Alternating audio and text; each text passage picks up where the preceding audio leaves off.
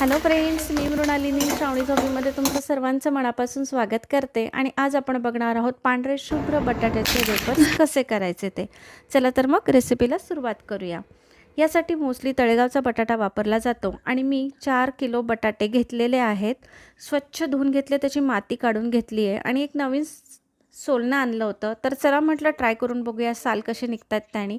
तर त्याने साल जरा डिफिकल्ट होत होतं मला निघताना.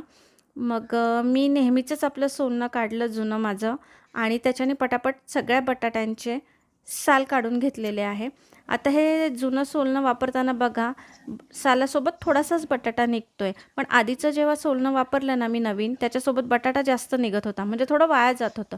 म्हणून मी आपलं जुनंच सोलणं घेतलं आणि सगळ्या बटाट्यांचे साल काढून घेतले. नंतर ते 2 ते 3 पाण्याने बटाटे धुवून घेतले. बटाटे 2 ते 3 पाण्याने धुतल्यानंतर आता आपण स्लायसरच्या साहाय्याने त्याची स्लाईस करून घेणार आहोत. पण त्यासाठी मी परातीमध्ये थोडं पाणी घेतलं आहे आणि स्लाईस करताना एक गोष्ट लक्षात ठेवायची की बटाटा बघा मी कसा वरतून खाली नेते आहे आणि खालून वरती आणताना परत तो उचलून आणते आहे. म्हणजे बटाट्याची जी स्लाईस होते ना, ती पूर्ण गोल होते. अशी कडेला शेवट कट नाही होत का? तर मी तो बटाटा स्लाईस करताना वरतून दाबून खाली नेते आणि परत उचलून वरती घेते. आता ती एक डिझाइन झाली आपली नेहमीची. आता मी थोडंसं माझ्या मुलाला आवडतं म्हणून एक वेगळी डिझाइन करत आहे. त्याच्यासाठी बघा मी कसं करत आहे. तुम्ही नीट ऑब्झर्व्ह केलं तर तुम्हाला कळून जाईल की ही डिझाइन कशी येते ते. अशा पद्धतीने मी ही डिझाइन पण करून घेतलेली आहे. एकदा बटाटा मी आडवा पकडला, एकदा तोच बटाट्याची डिरेक्शन मी अपोजिट केली आणि स्लाईस करून घेतले. अशा पद्धतीने हे बटाटे मी स्लाईस करून घेतलेले आहेत. तुम्ही बघू शकता एकसारखं स्लाईस होतंय. मी जे तुम्हाला म्हटलं ना, की वरतून खालपर्यंत दाबून एकसारखं न्यायचं आणि त्याच्यानंतर परत तो बटाटा उचलून वरती घ्यायचं. असं दाबून घेतल्यामुळे एकसारखे स्लाईस होतात आणि जाड होतात. आता हे मी सगळं आहे ना, सगळ्या बटाट्याचे स्लाईस करून झालेलं आहे आणि ते मी जवळपास आहे ना 2 ते 3 पाण्याने स्वच्छ धुवून घेते.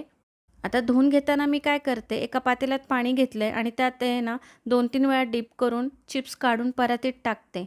असं करते. त्याच्यानंतर ते जे खालचं व्हाईट पाणी आहे ना, हे पूर्ण पांढरशुभ्र पाणी हे निघून जाऊन एकदम ट्रान्सपरंट पाणी येईल तोपर्यंत मी हे चिप्स धुवून घेतलेले आहेत.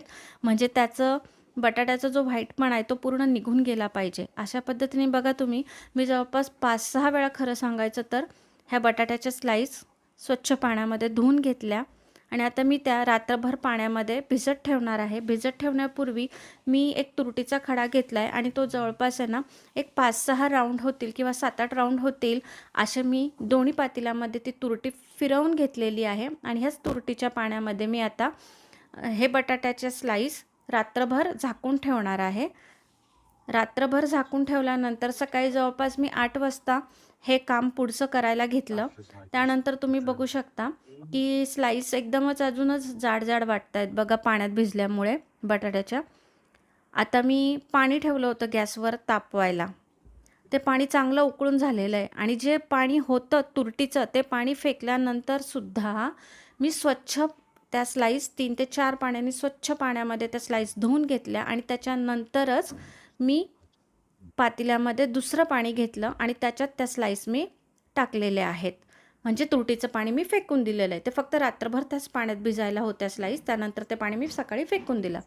आता तुम्ही बघा हे अशा पद्धतीने जोपर्यंत ते शिजतं आहे ना, तोपर्यंत ते शिजवायचं. म्हणजे ते बटाट्याची स्लाईस अशी फाटली जाईल एवढ्यापर्यंत ते इझिली अशी फाटली जाईल तोपर्यंत ते शिजवायचं. कुक करायचं. साधारण 7-8 मिनिट लागतात आणि चवीनुसार तुम्ही मीठ टाका. मी तुम्हाला किती प्रमाण सांगितलं मिठाचं तरी गडबड होते, कारण की तुम्ही पाणी किती प्रमाणात घेताल त्याच्यावर पण डिपेंड करतं.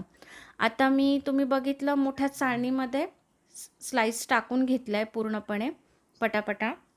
म्हणजे पाणी पूर्ण नितरून घेतलं आहे शिजल्यानंतर आणि हे स्लाईस बटाट्याचे पटापटा लगेच असे गरम वाळत टाकायचे आहे. मी खाली पेपर टाकला आहे आणि त्याच्यावर मी माझी कॉटनची ओढणी टाकली आहे आणि त्याच्यावर आता पटापट मी हे स्लाईस सगळे टाकून घेतलेले आहेत. तुम्ही बघू शकता.